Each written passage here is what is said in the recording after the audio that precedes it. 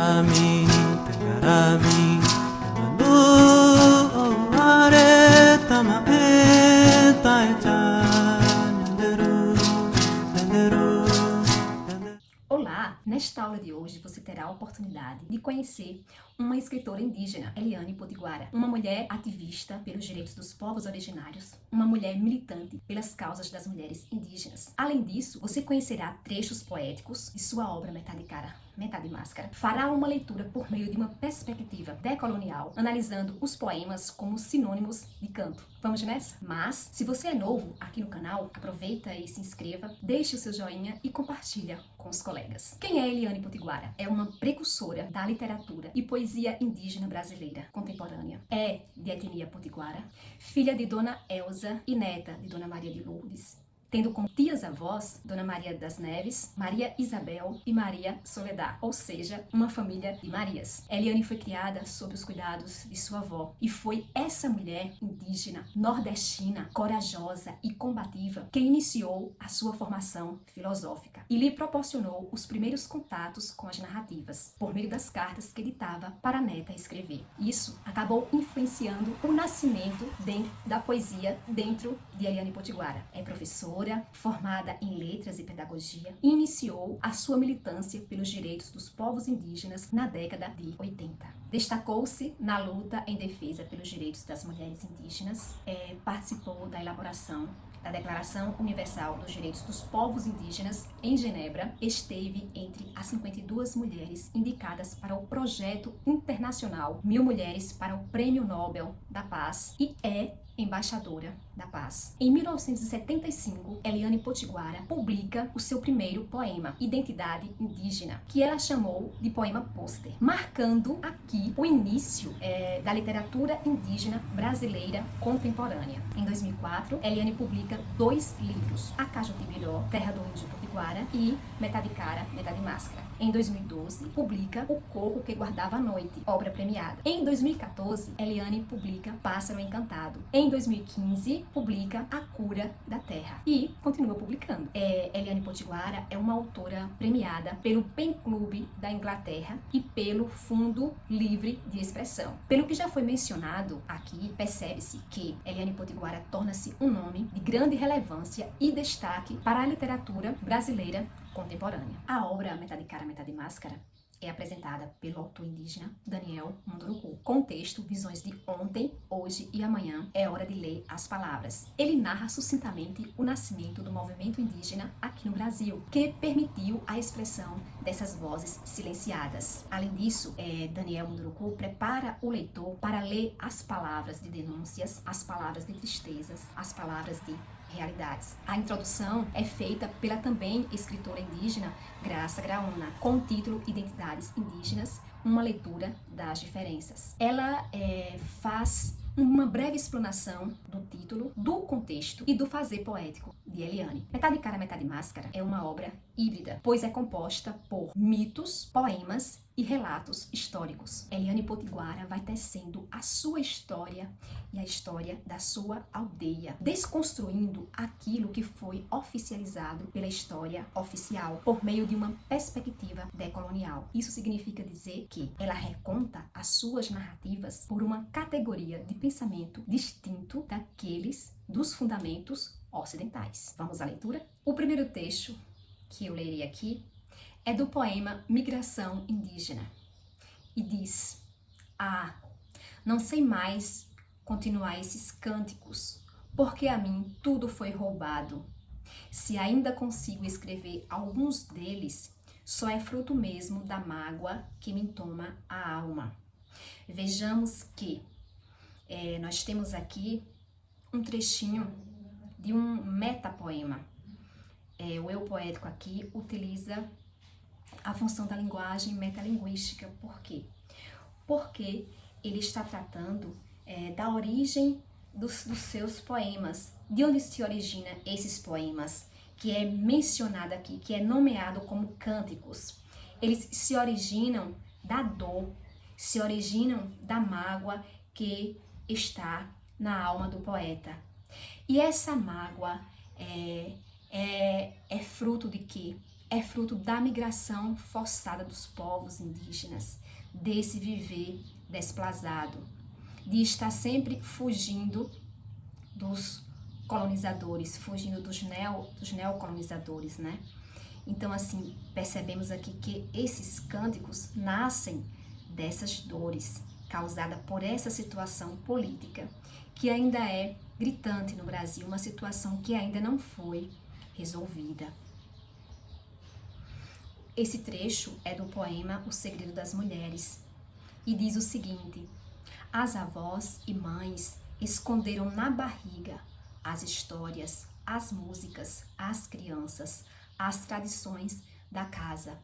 Vejam agora que, neste caso, aparece aqui, os poemas são nomeados aqui como músicas. Nós temos aqui uma visão do sagrado. Esta música, este poema, estas tessituras poéticas estão guardadas no lugar mais precioso, no lugar mais sagrado, que é no ventre das ancestrais, no ventre das avós, no ventre das mães e podemos até aqui mencionar no ventre da própria Mãe Terra, né? No útero dessa mãe maior. Então, assim, neste caso, essas músicas, poemas, cantos poemas, eles têm a mesma importância, eles têm o mesmo valor que tem as crianças, que tem as histórias e que tem as tradições dos povos indígenas. No poema Cântico da Distância, diz o seguinte: tua imagem de homem, cantando a história, porque és forte, por ser macho guerreiro, valente lanceiro, gritando a vitória, mas me invades a alma, meus olhos, as noites, meus cantos, e vou escrevendo e contando. Esse é um trecho de um poema que apresenta um indígena bem diferente daqueles estereótipos que nós conhecemos por meio dos livros didáticos, por meio das mídias oficiais. Neste caso, é uma indígena que constrói a imagem desse homem indígena, uma imagem de um ser guerreiro, valente, vitorioso, macho, viril, forte. Nós percebemos aqui que por meio do canto, esse homem constrói a sua identidade. E essa mulher vai escrevendo os seus poemas e vai contando quem é esse homem indígena, com esse retrato totalmente diferente daquilo que a história oficial passou para a sociedade brasileira. Ou seja, um canto, um poema que afirma e valoriza a identidade dos povos indígenas, do homem indígena. No trecho do poema Mulher, e esse é um dos meus preferidos, porque aqui a poeta faz um convite diretamente para as mulheres, e nesse trechinho aqui ela diz o seguinte: vem, irmã, lava tua dor na beira do rio, chama pelos passarinhos e canta como eles, mesmo sozinha, e vê teu corpo forte florescer. Nesse trecho, percebemos que esse convite é feito diretamente para as mulheres, para que elas possam lavar as suas dores, lavar as suas mágoas na beira do rio. E essas mágoas são mágoas atuais e também são mágoas ancestrais que estão em suas memórias uterinas.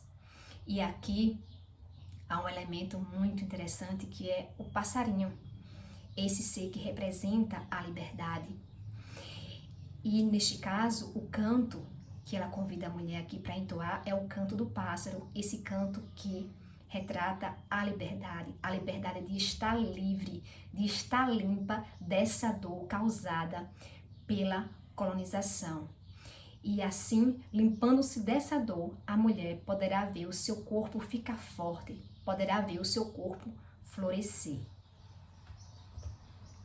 No trecho desse poema, Revendo seu amado, observa-se aqui mais uma vez um contexto amoroso tratado pela poeta.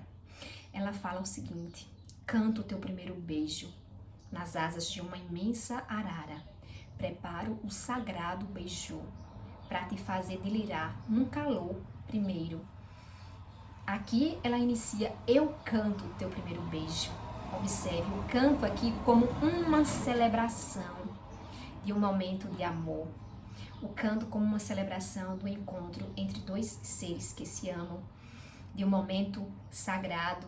E aí a gente percebe aqui também que o sagrado está sempre presente na vida dos povos indígenas. É o alimento que é sagrado, é a relação amorosa que é sagrada, é a natureza que é sagrada, a terra que é sagrada. Então o sagrado faz parte da vida desses povos. Velho Índio é um outro poema, e mais uma vez o canto aparece aqui. Me rouba toda num grande encanto, feitiço brando em meus cânticos. Mais uma vez a gente tem a impressão aí de que trata-se de um contexto também amoroso, né? E aqui neste caso, esses cânticos aqui são instrumentos de encantamento, instrumentos de feitiço. É como se por meio dos cantos é possível encantar o outro, é possível conquistar o outro, né? É possível enfeitiçar o outro. Então observe que quando a Eliane fala meus cânticos, ela está falando os meus poemas, mas poema e cantos se confundem nestas tessituras. E aqui, olha o amor aparecendo aí no título, amor entre os povos, né? O amor da humanidade. Neste exemplo, não aparece a palavra canto, nem o verbo cantar, nem a palavra música, mas aparece aí os instrumentos musicais, que são elementos que estão presentes na vida integral dos povos indígenas.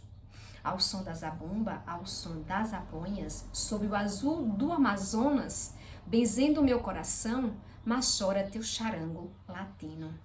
Nós temos aí a zabumba, que é um instrumento musical muito conhecido pelas pessoas que vivem na região Nordeste, por nós. Zaponhas é um instrumento musical semelhante a uma flauta. Zaponhas é uma expressão em espanhol. E charango, que é um instrumento musical dos povos indígenas dos Andes. São cordas dedilhadas.